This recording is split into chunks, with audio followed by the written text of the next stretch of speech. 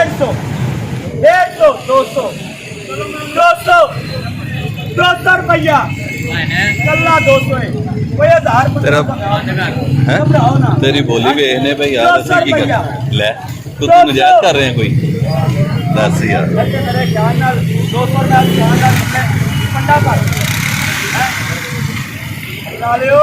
अपने बेले मुझको बोलो आज भागा जोड़ा 1500 अब 1200-1300 में किधरे नहीं जामो हैं अब अड्डे जवान ना जोड़ा जे अब दर्जी सलाइन और सस्ता जा ते बोली क्या ये 200 200 200 एक मीटर की कीमत 250 रुपया 250 300 ये कितने 300 300 रुपया 300 रुपया एक 300 रुपया दो मार क्या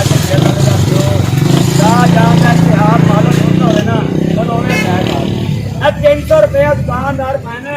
मामूली मीटर 2 मीटर तो कमा लेता अच्छा बोली कि आइए 300 रुपया 300 का भी लैके महंगा लगे 350 का बोल 300 रुपये का वीडियो हेलो यार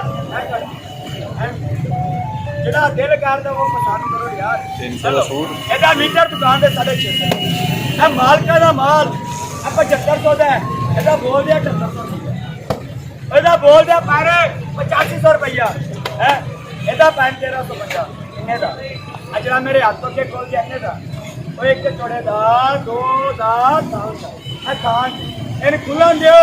ਇਹਦੀ ਲੰਬਾਈ ਚੈੱਕ ਕਰਿਆ ਜੇ ਗੋਲੀ ਮਾਰ ਲੈ ਆ ਪਾਣੇ ਦੋ ਚੋੜੇ ਤੁਸੀਂ ਰੱਖ ਕੇ ਇਹ ਬੰਦ ਅੱਜ ਜੇ ਨਾਪਿਆ ਹੋਵੇ ਨਾ ਅੱਲਾ ਕਰੇ ਉਹਦੇ ਹੱਥ 'ਚ ਖਿੜੇ ਪੈ ਅੱਲਾ ਲਿਓ ਆ ਤੋੜ ਕੇ ਹੁੰਦਾ ਜਾਂ ਤੋੜ ਕੇ ਦੇ अच्छा सारे कपड़े का 1350 1350 रुपया 1400 रुपया 1400 अजवा मेरे हाथों के खोल के देव दो जोड़े मुच्छा रख के दुकान से दो तो बोली क्या 1400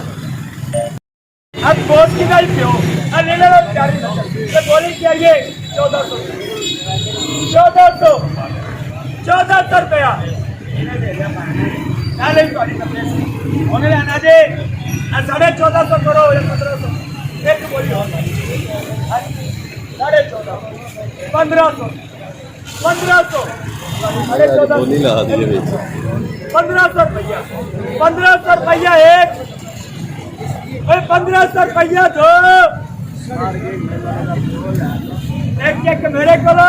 अब्दुल्ला शाह गाजा में बरस एक दुकान अपने दिल जाम मुंसब हो जाए ना दुकानदार की पा दे ऐसे की पा 1500 रुपये इतना कपड़ा दुकानदार बेचे ना मेरा ही मान है ऐसे बोली क्या ये 1400 रुपया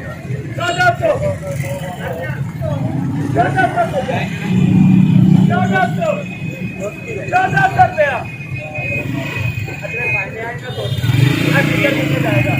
2 मीटर कितने जाएगा जोड़ा कितने जाएगा बोली क्या ये 1400 रुपया 1400 रुपया